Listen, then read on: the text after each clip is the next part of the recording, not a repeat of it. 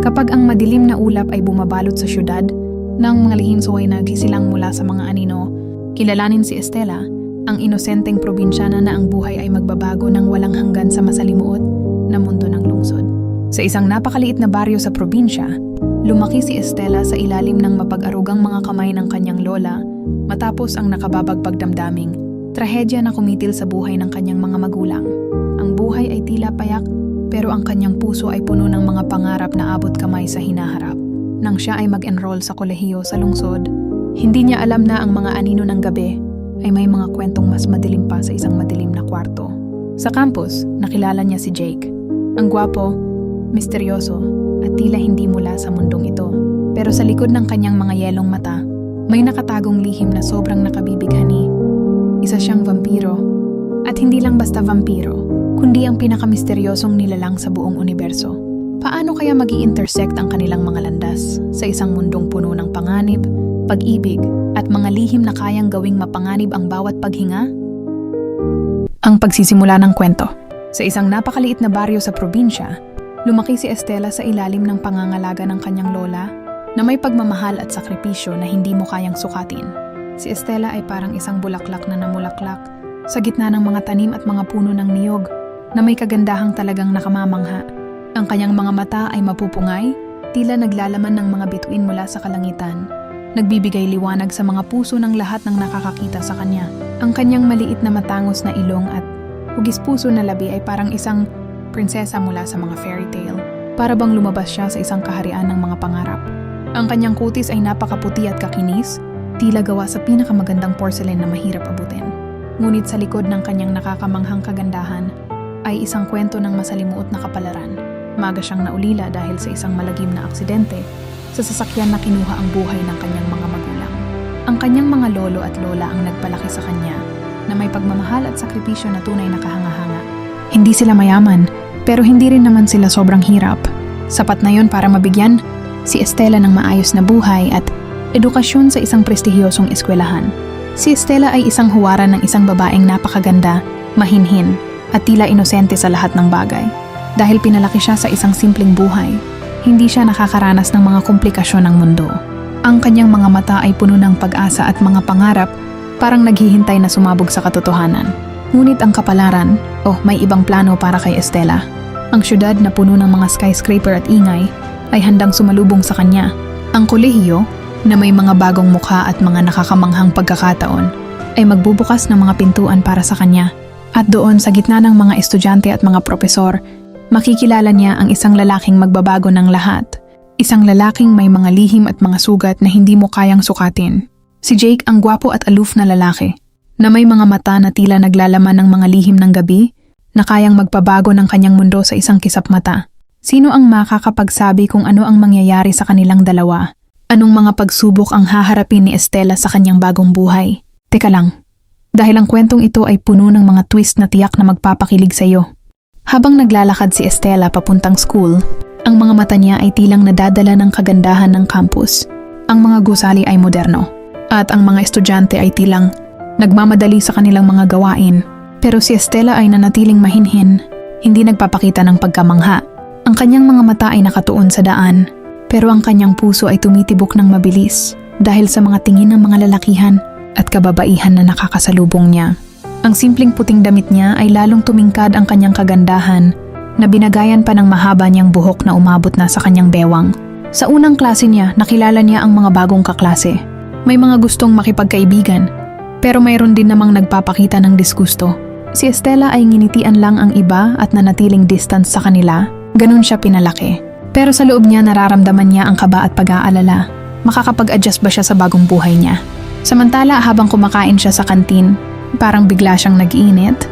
Yung pakiramdam na parang may mga mata na nakatingin sa kanya at bigla siyang napatingin sa isang sulok ng kantin. May 5 lalaki na nakaupo at 2 babae. Magaganda at napakagwapo nila para silang namumukod tangi. At silang lahat nakatingin sa kanya na para bang binabasa ang pagkatao niya. Ngumiti yung isang babae sa kanya pero hindi siya nakapag-react dahil nalipat ang atensyon niya sa isang napakagwapong lalaki na katabi nila. Sobrang gwapo nito pero parang napakasuplado nito. Napansin niyang nakatitig ito sa kanya na para bang hinihimay ang mga kalamnan niya at iniisa-isa. Pero walang emotions, Dahil doon nakaramdam siya ng takot at ibinaling ang tingin sa iba at mabilis na tinapos ang kanyang pagkain. Habang pauwi, hindi sinasadyang madaanan niya yung grupo na nakita niya kanina sa kantin. Sobrang kaba ng dibdib niya, hindi niya alam kung tutuloy ba siya sa paglalakad o astras na lang siya. Pero wala siyang choice kung hindi magpatuloy sa paglalakad. Tahimik ang mga ito na nakatingin sa kanya at napansin niya yung isa uli na pinakagwapo titig na titig sa kanya na ayaw alisin ang tingin sa kanya. Dahil doon, pakiramdam niya hihinatayin siya sa kaba. Kakaibang kaba bago sa kanya. Hindi niya maintindihan. Hanggang sa nakalayo siya sa kanila at makauwi ng dormitory niya, hindi pa rin siya makapagpahinga. Ang mga mata ng lalaking iyon ay hindi niya maialis sa isip niya. Sino siya?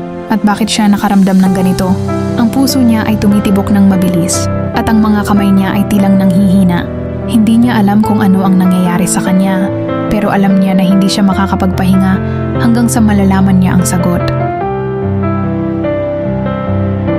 Lumipas ang araw at si Estela ay nakahanap ng kaibigan sa katauhan ni Mika. Mabait at simple lang si Mika, isang scholar sa school nila na working student ito. Tahimik lang din at nakafocus sa pag-aaral, kaya nagkapalagayan agad sila ng loob. Pero may kakaiba siyang nararamdaman tuwing mag-isa siya, para bang may mga matang nakatingin at nakasubaybay sa kanya na hindi niya mawari. Hanggang sa nakasanayan na niya pakiramdam na ganon at hindi na pinapansin. Isang araw, habang kumakain sila ni Mika sa kantin, napadako ang tingin niya doon sa lugar kung saan niya nakita yung gwapong lalaki. At andon sila, hindi kumakain pero masinsinan silang nag-uusap na para bang may pinagtatalunan. Napansin ni Mika na nakatingin siya sa mga yun. Estela, tawag ni Mika. Kaya napalingon siya dito. Bakit? Ang gagagwapo nila, no?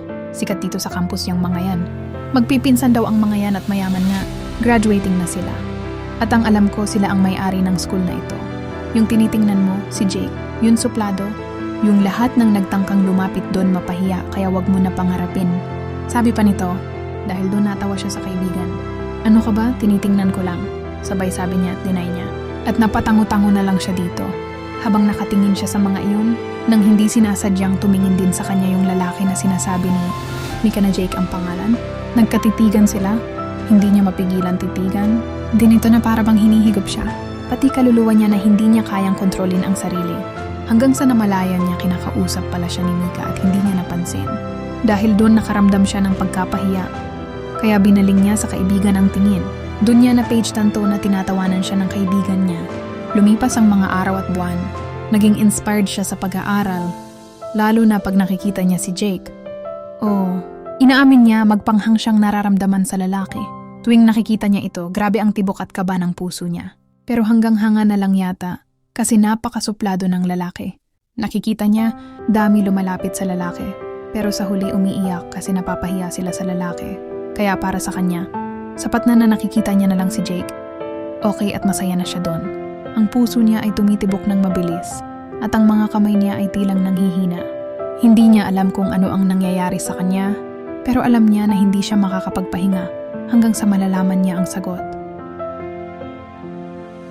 Kinabukasan, hindi niya nakita si Jake, kaya parang matamlay ang pakiramdam niya. Grabe na itong nararamdaman niya, sabi niya sa sarili niya. Hindi na niya maintindihan. Pinilit niya mag-focus sa kanyang klase. Lumipas ang mga oras, natapos din ang kanyang klase. Pero bago umuwi, nagpa siya muna siyang dumaan sa library para gawin ang assignment nila at makapag-review na din dahil sa nalalapit na ang final exam nila. Lumipas ang oras, hindi niya namalayan siya na lang pala ang tao sa library. Kaya nagpa siya siyang umuwi na. Habang pauwi na naglalakad si Estela, nakatawag pansin sa kanya ang tatlong lalaki na parang mga lasing at nagtatawanan. Nakaramdam siya ng kaba dahil doon. Kinalibutan siya sa mga itsura nito na parang mga goons. "Hi miss, ang ganda mo naman," sabi ng isa. "Jackpot tayo dito," sabi pa ng isa na parang pinagkikiskis nito ang mga palad. Dahil doon, tinangka niyang tumakbo. Pero nahawakan siya ng isa at pilit na kinaladkad siya sa madilim na lugar. Napaiyak siya at pilit na nagpupumiglas at nanlalaban sa mga ito. Pero ang lakas ng mga ito, wala siya magawa. "Parang awa niyo na," sabi niya. "Huwag niyo ako sasaktan. Ibibigay ko nga pera at alahas ko kung yan ang gusto niyo," sabi ko. Pero tumawa ang isa. "Hahaha, ikaw ang gusto namin. Bonus na lang ang pera," sabi pa ng isa na tumatatawa din. Palapit ng palapit yung tatlo sa kanya. Habang yung isa nadakma ang mga kamay niya, nagsisigaw at nagpumiglas at nagwala siya dahil sa takot. Halo-halong emotions ang naramdaman niya. Nawalan na siya ng pag-asa nang bigla na lang may isang nilalang na napakabilis. Sa isang iglap, nakita na lang niya nakahandusay ang tatlong lalaki na nagkikisay at nagtatalsikan ng dugo. Puro dugo ang asa paligid niya. Nagsitayuan ang mga balahibo niya. Nang lamig ang katawan niya. Hindi niya may paliwanag ang takot na nararamdaman niya. Umaabot sa lahat ng himaymay ng katawan niya. Nanginginig na siya sa takot. Anong klaseng nilalang yun? Tanong ng isip niya. Tumaas lahat ng balahibo niya at napalingalinga sa paligid niya at napaatras. Hanggang sa pag-atras niya may matigas na bagay siyang naatrasan. Paglingon niya, laking gulat niya si Jake. Feeling niya nakatagpo siya ng tagapagligtas nang makita niya ang lalaki. Agad siya yumakap sa lalaki na takot na takot. Nanginginit buong katawan niya sa takot. Jake, umalis na tayo dito. Nakita ko may kakaibang nilalang. Mabilis niyang pinapatay ang tatlong lalaki. Hysterical niya. Pero habang umiiyak na nakayakap siya. Kay Jake tahimik lang ito at hindi kumikilos. Dahil doon bigla na lang siya. Napahinto habang yakap niya si Jake. Napansin niya basa ang damit nito. Hindi ito basa ng pawis, malagkit, dugo. Dugo. Unti-unti siya napahinto sa pag-hysterical. Unti-unti din siya bumitiw sa pagkakayakap kay Jake. Ganun na lang ang takot niya. Puro dugo si Jake. At ang dugo sa katawan, nito ay humalo sa kanya. Dahil sa kanyang pagkakayakap sa lalaki dahil sa takot. Unti-unti nawalan na siya ng malay. May kalawang kabanata. Perspektibo ni Jake. Nakatayo ako sa tabi ng madilim na alley. Parang isang anino sa dilim, nakatingin sa mga tao na naglalakad sa kalsada. Ang mga ilaw ng mga kotse at tindahan ay parang mga bituin sa isang madilim na kalangitan, nagbibigay ng kakaibang liwanag sa paligid. Pero sa kabila ng lahat ng yon, wala akong nakikita. Wala akong nararamdaman. Wala akong buhay. Hanggang sa nakita ko siya, si Estela. Ang babaeng may mga mata na kasing liwanag ng mga bituin sa pinakamadilim na gabi. Ang mangiti niya ay parang sikat ng araw na bumabalot sa akin sa bawat sulyap. Ang puso niya ay parang musika, isang himig na umaabot sa aking kaluluwa. Sa unang kita ko pa lang, hindi ko maipaliwanag ang damdamin ko. Parang isang magnet na hindi ko mapigilan.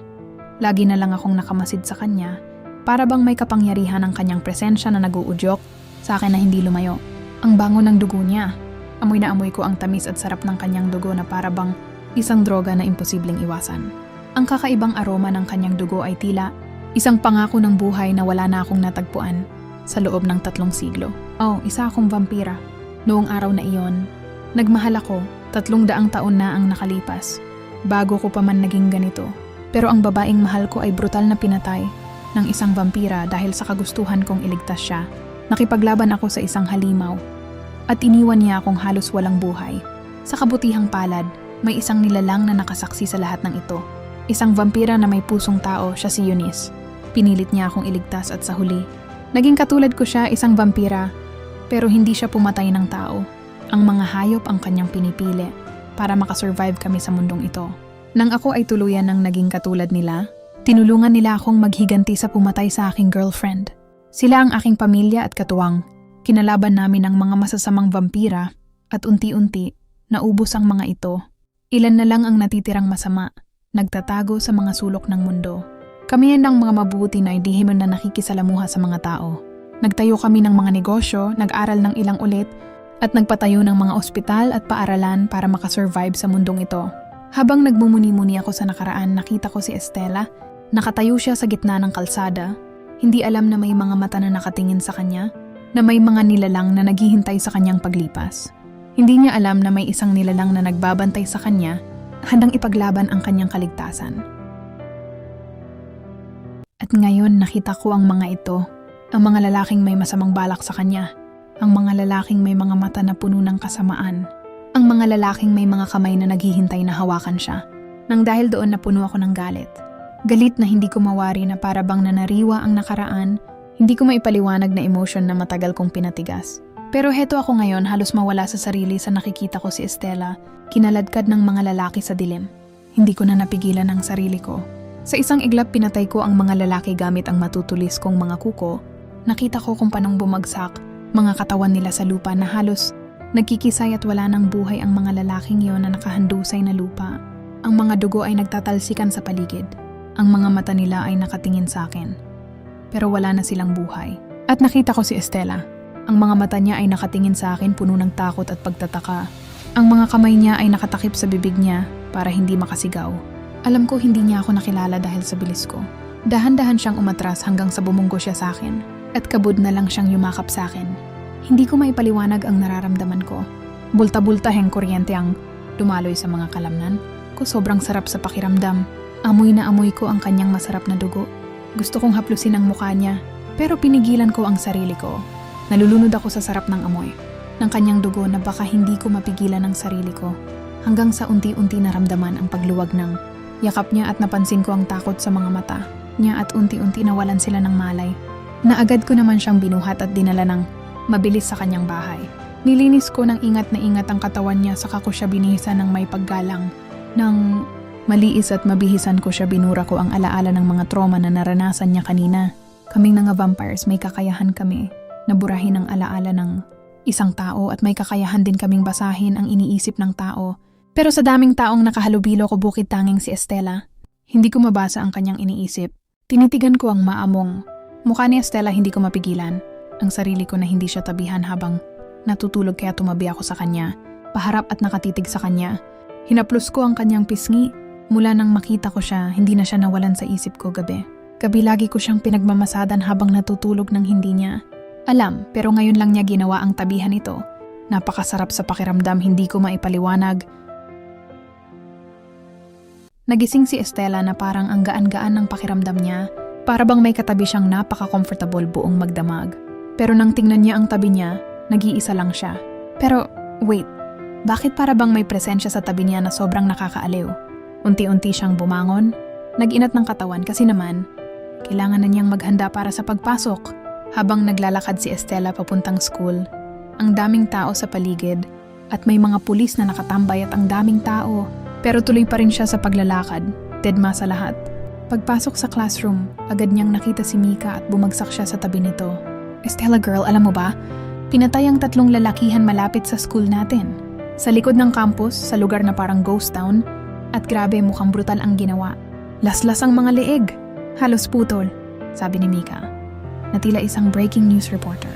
Nanlaki ang mga mata ni Estela sa kwento. Para bang nahulog ang kanyang puso sa takot. Pero pilit niyang tinanggal ang mga horror stories sa isip niya at nag-focus sa pag-aaral buong araw. Ilang araw ang lumipas, pero wala pa ring Jake sa kanyang paningin. Parang naglaho na ito sa mundo. Ang lungkot niya, wala siyang energy booster at wala ang crush niya. Pero habang naglalakad siya papuntang kantin, sa wakas nakita niya si Jake kasama ang isang babae na nalalapit parang tuko na hindi makabitaw sa kanya. Nagkatitigan kami ni Jake at sa isang iglap, nag-init ang ulo niya at inirapan niya ang lalaki. Oh, hindi niya mapigilan ang selos. Parang ang sakit-sakit sa dibdib. Alam niyang wala siyang karapatan, pero ano bang magagawa niya? Gusto niyang tumakbo at umiyak, pero pinigilan niya ang sarili niya. Pinilit niyang pigilin ang pagbagsak ng luha, pero bigla na lang siyang namanhid at nagpa siya na iwasan sila Jake at ng babae. Pinilit niyang hindi tumingin sa direksyon nila habang kumakain. Tinapos niya ang pagkain na parang isang marathon at agad na umalis sa kantin. Sa buong hapon, nag-uumapaw ang sama ng loob niya. Sa pag-uwi, hindi na niya kayang pigilan ang pag-iyak.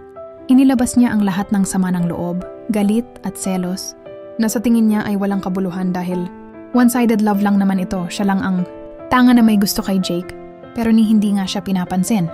Pilit niyang kinukumbinsi ang sarili na iiwasan at kakalimutan na ang lalaki simula bukas. Habang umiiyak, parang may isang matalim na bagay na tumutusok sa kanyang puso. Hindi niya alam kung bakit ganito ang nararamdaman niya, pero alam niyang hindi niya kayang tiisin ang sakit na ito. Jake, bakit mo ba ako pinapahirapan? Bulong niya sa sarili habang umiiyak. Hindi niya alam kung ano ang mangyayari sa kanya, pero kailangan niyang mag-move on.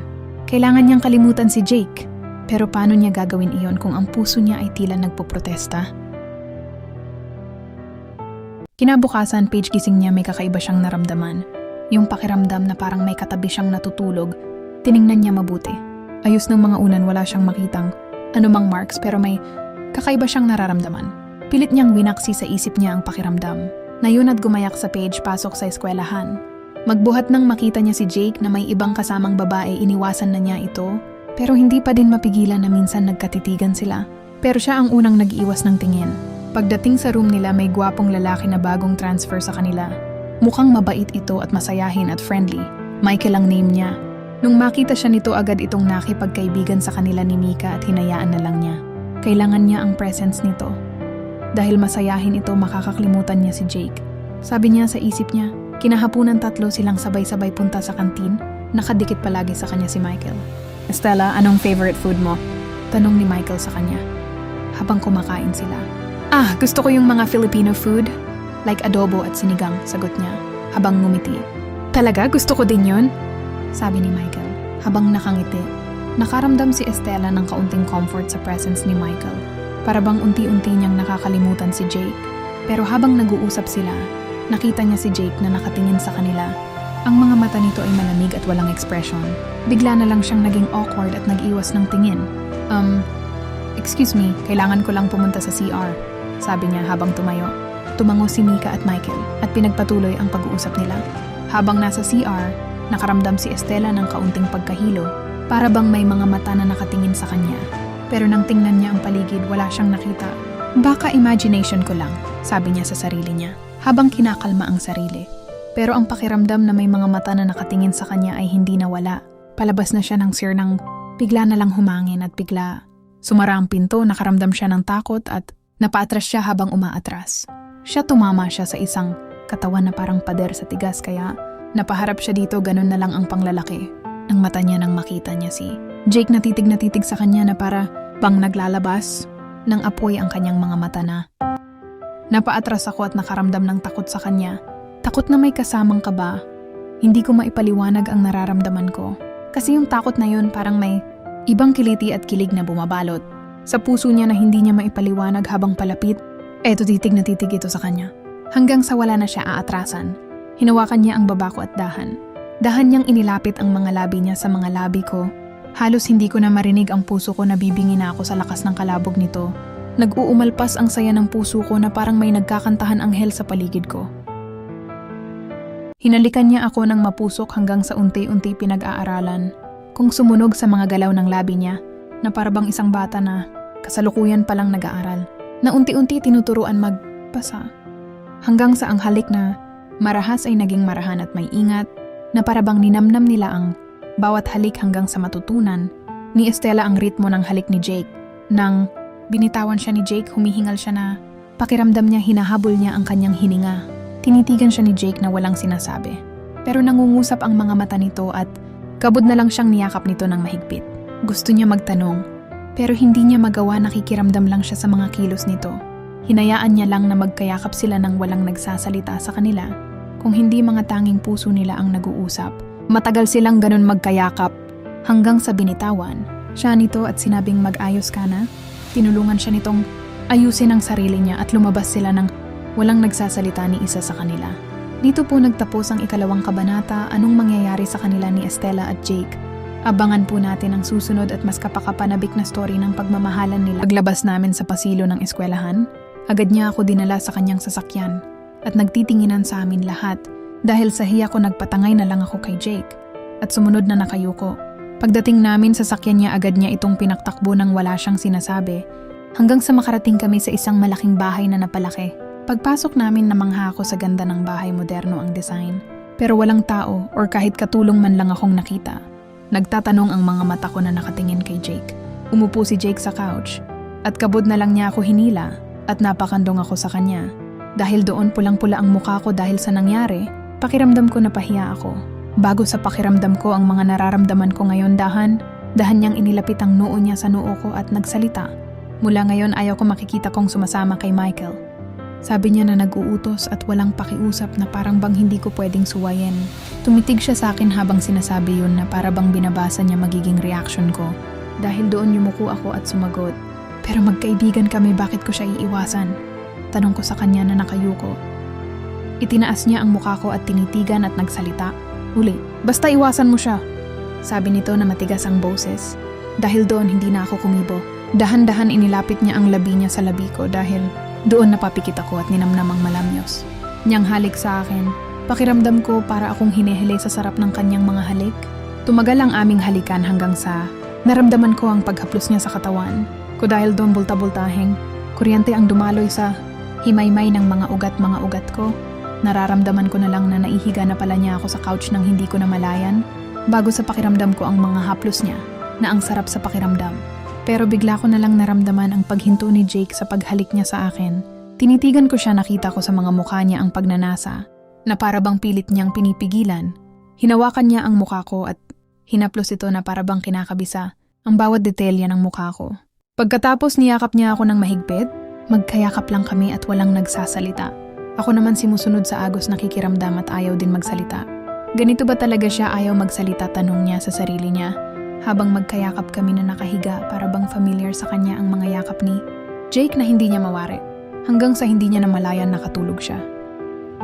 Oh my God! Ilang oras na ang nakalipas at nagising ako sa sobrang ganda ng eksena. Nakahiga ako sa mga bisig ni Jake at damang-dama ko ang tibok ng puso niya, ang lamig ng katawan niya, at ang napakasarap na amoy ng pabango niya. Para akong nasa pinakapayapang sulok ng langit. Walang alalahanin, walang problema, parang isang fairy tale. Pero ayun na, biglang pumasok sa isip ko ang mga alaala. Mga alaala ng mga taong nanakit sa akin. At sa isang iglap, parang sumabog ang takot sa dibdib ko. Takot na baka may mangyaring masama. Takot na dahil parang totoong nyari. Ipinilig ko ulo ko at pilit winawaksi ang biglang pumasok sa isip ko. Hindi niya malaman kung ang mga alaala ba na yun ay totoo o panaginip lang. Pero sa kabila ng mga iniisip ko, pinilit kong alisin ang mga negatibong bagay sa isip ko at nakatingin kay Jake, sa kanyang mga mata, mga labi at mga kamay. At sa isang napaka-epic na pagkakataon, pakiramdam ko na in love na ako. Isang pagmamahal na sobrang lalim na hindi ko maipaliwanag. Jake, bulong ko, halos parang napaka-sweet na lihim. Pero anong klaseng kabaliwan ito? Tulog pa rin siya. Dahan-dahan akong humarap sa kanya. Tinitigan ang kanyang napakagandang mukha at ang mga mata niyang parang mga bituin sa gabi. Isang tanong ang bumabalot sa isip ko. Ako ba ay mahal mo din, Jake? Ang tanong na walang kasagutan, at sa sobrang daming tanong, nakatulog ulit ako sa mga bisig niya. Kinabukasan, nagising ako na parang nasa ibang mundo. Nasa kama ako at nagtataka kung anong nangyari. Alam ko magkasama kami ni Jake. Paano akong napunta dito? Tanong niyang walang kasagutsan. Biglang nagulo ang isip ko. Parang may sasabog sa dami ng iniisip. Bakit ang daming weird na nangyayari sa akin na parang isang soap opera? Nakaramdam ako ng pagdududa kay Jake. Parang may mga bagay siyang ginagawa na hindi kayang gawin ng isang normal na tao. Tulad na lang nung nasa CR kami. Paano ang bilis niya at andyan na lang siya sa likod ko nang hindi ko man lang nakita? At bakit ang lamig ng katawan niya? Hindi ito normal. Lalong sumakit ang ulo ko sa mga iniisip. Pinilit kong iwasan ang mga ito at nagpa siya ng bumangon para maghanda sa pasok. Sa school, sobrang effort kong iwasan si Michael dahil sa utos ni Jake. Ayaw ko siyang magalit sa akin. Pero bakit ganun? Kahit nalabag sa puso ko, iniwasan ko si Michael na napakabait naman. Oh hell, ilang araw na ang lumipas, pero saan na ba si Jake? Grabe, sobrang nabibwisit na ako. Pinaasa lang ba niya ako? Wala akong kaide-ideya kung anong nangyari sa kanya. Ano bang meron kami? Balik tanaw ako sa mga alaala namin ni Jake. Nag-iisip kung meron nga bang relasyon sa pagitan namin o naglalaro lang siya sa akin. Gusto ko nang umiyak, damit. Ano bang klaseng laro ito ng lalaking iyon? Bigla akong napahinto sa aking mga iniisip nang tinampal ako ni Mika. Hoy, kanina pa ako nagsasalita dito, bakit tulala ka? Anong iniisip mo, ha? Tanong niya. Parang may galit na apoy sa mga mata. Napabuntong hininga ko at tumingin kay Mika. Ano bang sinasabi mo? Tanong ko sa kanya, medyo naiinis na. Si Michael. Bakit mo siya iniwasan? Tanong niya. Parang nagtataka sa aking pagkatao. Yumuko ako, hindi makasagot. At dahil dito, tahimik na lang din si Mika at hindi na muling nagtanong. Lumipas ang 2 linggo at wala pa ring Jake. Grabe, sobrang affected na ako. Pero hindi tama. Kailangan ko nang kalimutan ng lalaking iyon. Pinasa lang ako. Tapos iniwasan ko si Michael dahil sa kanya na hindi ko naman maipaliwanag kung bakit. Kaya't pinili kong baliwalain ang mga sinabi ni Jake at muling lumapit kay Michael. Ang saya-saya niya dahil hindi na ako isnabera. Nagpanggap na lang akong may malalim na problema at agad naman niyang tinanggap ang paliwanag ko. Kinabukasan, maaga akong bumangon at nag-ayos. Pilit na nagiging normal ang lahat at nag-focus sa pag-aaral. Pero sa hapong iyon, bigla akong nakaramdam ng kaba. Parang nakita ko si Jake. Kumabog ang dibdib ko na pilit kong nilalabanan nang makita ko siya kasama ang babae na parang tuko na nakadikit sa kanya dati. Ganun pa rin ang eksena, kapit na kapit pa rin ang babae. Sobrang sama ng loob ko. Hindi ko na mapigilan ang sarili ko at ang damdamin ko, kaya gusto ko sanang sumugod. Pero nagulat ako nang may pumigil sa kamay ko. Si Michael. Umiling siya, parang sinasabing wag. At dahil doon, natauhan ako at pinilit kalmahin ang sarili ko. Dinala ako ni Michael sa isang tahimik na sulok ng campus namin. At sumunod ako. Pero pagdating doon, hindi ko na kayang pigilan ang sarili ko. Kaya napayakap ako kay Michael at sa mga bisig niya. Umiyak ng umiyak. Wala akong pakialam kung anong isipin niya. Basta ang alam ko, kung hindi ko na ilabas ang sakit na ito, parang sasabog ako. Hanggang sa naramdaman ko na may humablot sa kamay ko. Si Jake, na may nagliliyab na galit sa mga mata. Pero sa halip na takot, galit ang nararamdaman ko. Bitawan mo ako! Sabi ko nang may galit, ngunit siya'y tahimik na nakatingin kay Michael. Parang nag-uusap ang mga mata nila. Sumagot si Michael. Bitawan mo daw siya, Jake. Sabi nito na may ngiti. Ngunit hindi kumibo si Jake at bigla na lang akong nagulat nang tumilapon si Michael. Sobrang pinag-iisipan ko ang lakas ng suntok na iyon, nagulat. Ako nang makita kong parang hindi man lang nasaktan si Michael sa ginawa ni Jake.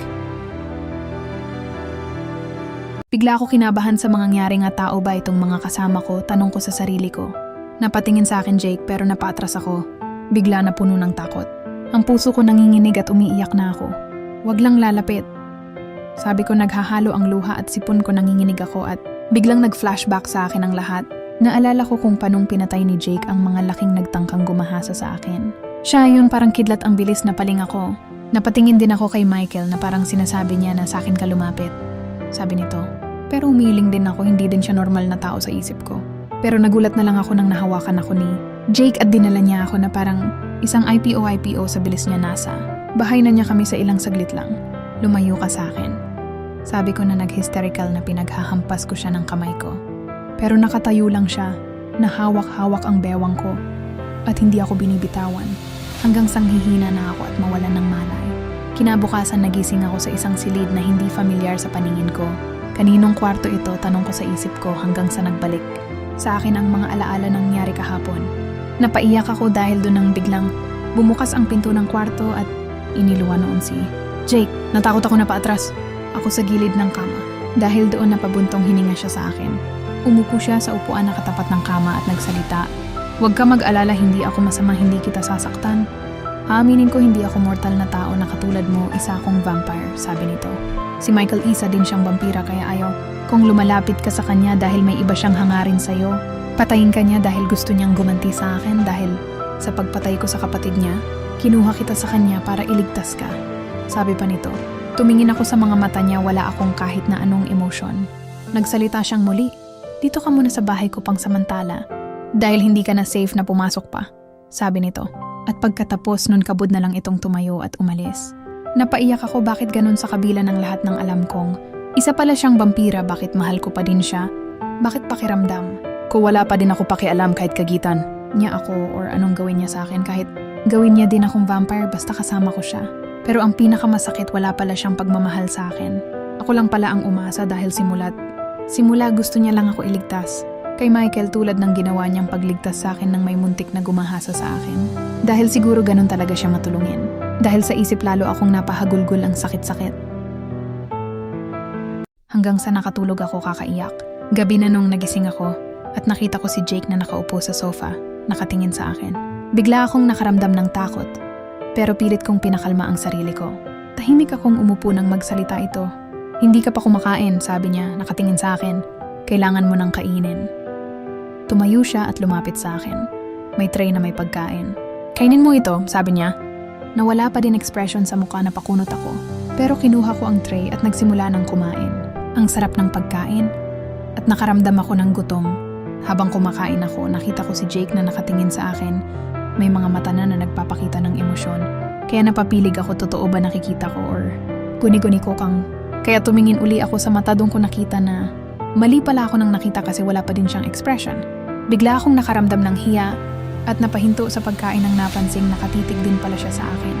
Ano ang tinitingin mo? Tanong ko sa kanya, pilit na nagpapasaya. Wala, sabi niya at bahagyang ngumiti. Gusto ko lang makita ka na kumakain. Napakunot ako, pero nagpatuloy sa pagkain.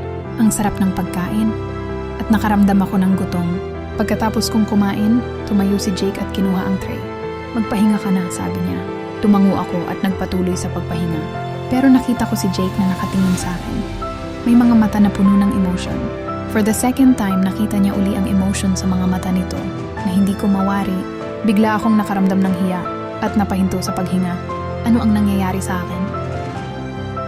Eto na naman ang puso ko, umaasa na naman sa wala. sabi niya sa isip niya. Nakatayo ako sa gitna ng hallway, nakatingin sa mga lalaking naka-black suit na parabang mga vampira na handang sumalakay. Ang mga mata nila, wow, sobrang nakatitig sa akin. Pero hindi ko sila pinansin. Sino ba sila?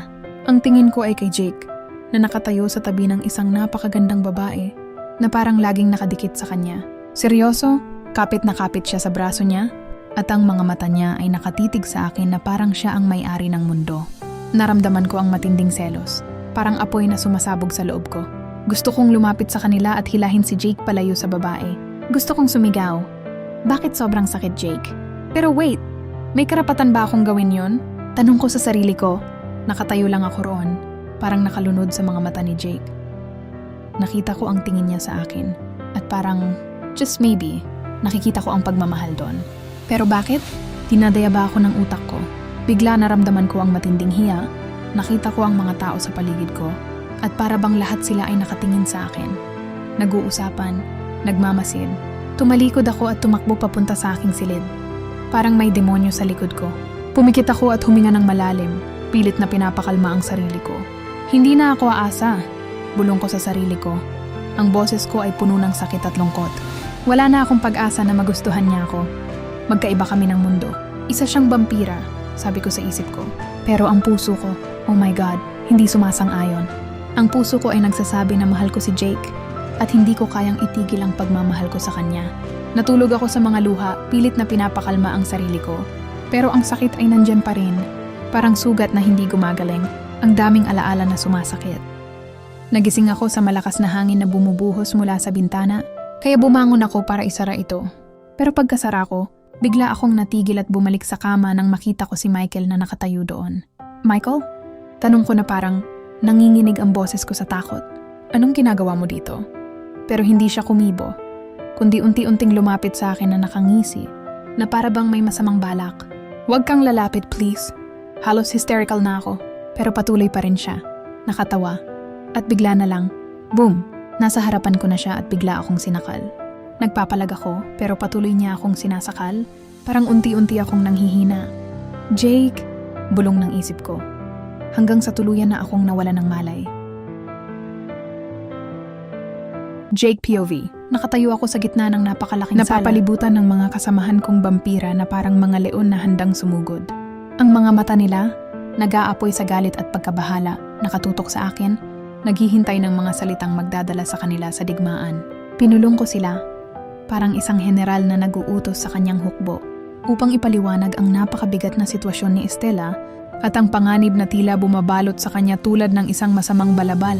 Michael, ang kapatid ng vampira na pumatay sa unang girlfriend ko, ay may masamang balak na patayin si Estela. Sabi ko, ang boses ko puno ng matinding galit at pagkabahala. Gusto niyang gumanti sa akin.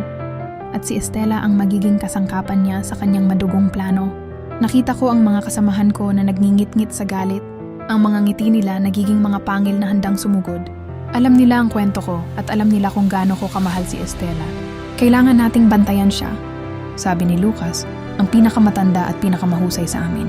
Walang puwang para sa pagkakamali. Hindi natin pwedeng hayaan na mangyari ito. Tumango ako at ang mga kasamahan ko ay nagbangon, handang ipagtanggol si Estela mula sa sinumang nagbabalak na manakit sa kanya. Biglang lumabas si Estela mula sa kanyang kwarto at ang mga mata niya, puno ng gulat at takot, ay nakatitig sa akin. Para bang nagulat siya na makita akong nakatayo sa gitna ng mga vampira na parang isang batang nahuli sa kanyang mga magulang na nag-aaway. Nakita ko ang damdamin sa kanyang mga mata, puno ng takot at galit, at ang puso ko ay tila gustong tumalon mula sa aking dibdib upang yakapin siya. Gusto kong iparamdam sa kanya na mahal ko siya at hindi ko siya iiwan, kahit na alam kong ako'y isang halimaw sa kanyang mga mata. Ngunit pinigilan ko ang sarili ko. Hindi kami pwede. Isang tao siya at ako'y isang vampira. Isang monster, sabi ng aking isip. Nakita kong tumakbo si Estela pabalik sa kanyang kwarto. Takot na takot. Lalo akong nawalan ng pag-asa. Takot na takot siya sa isang katulad ko. Hindi ko siya pwedeng mahalin. Bulong ko sa aking sarili, ang puso ko nag-aalab. Hindi ko siya pwedeng ipahamak. Ngunit ang puso ko, sa kanyang matinding sigaw, ay tila nag-uutos na mahal ko si Estela at hindi ko siya pwedeng iwan. Ilang oras ang lumipas at nakaramdam ako ng kakaibang pangangalit. Ang mga kasama ko, tila nakaramdam din. Kaya't nagdesisyon kaming lumabas ng bahay. At doon nakita namin si Michael na papalapit sa amin. Kaya't kami ay humanda, ang mga pangil at kuko namin, naglalakihan at handang sumugod sa kalaban.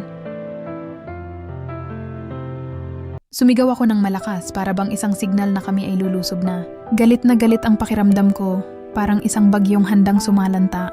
Ang lahat ng humadlang sa akin isang hampas lang at laslas na ang lahat ng leeg.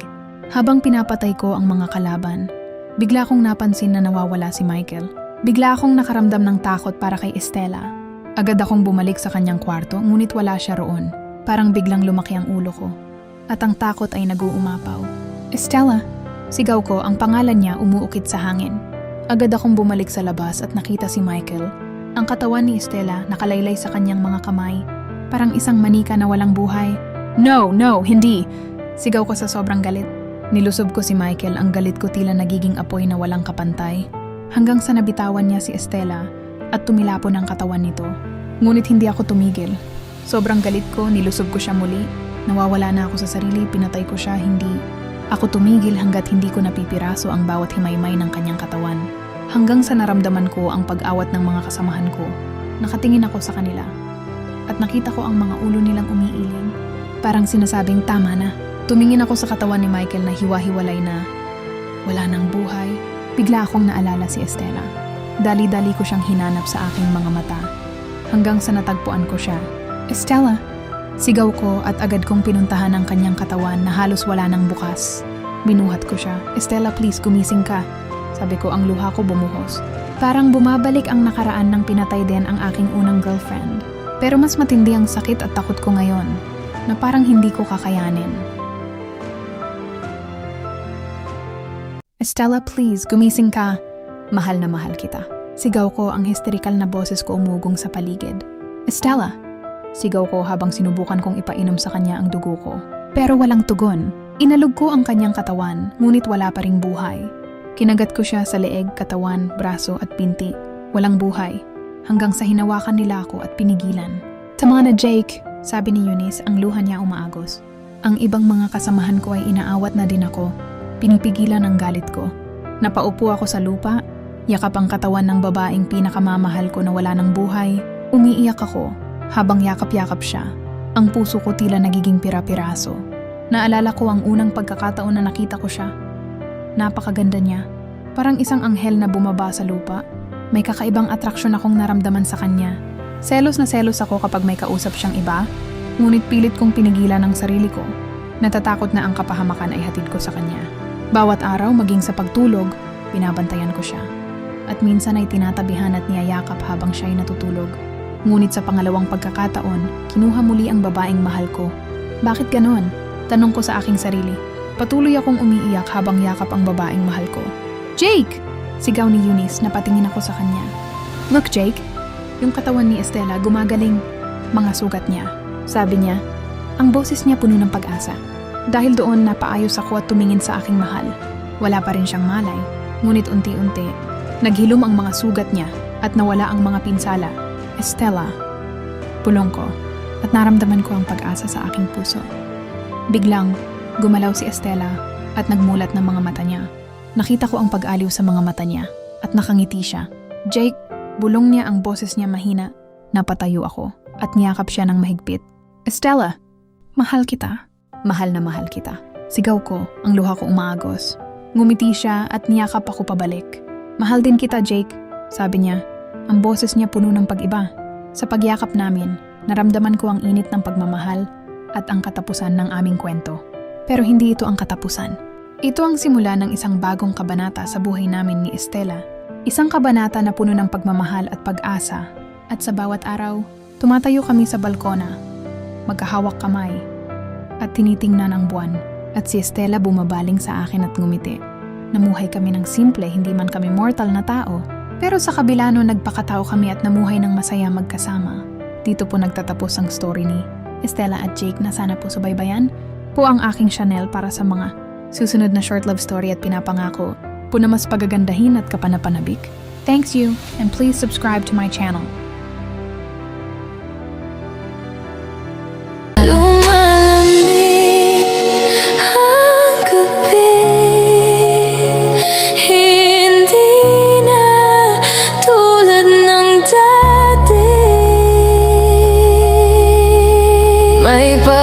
nasa baba. Kung susuko ka na, lara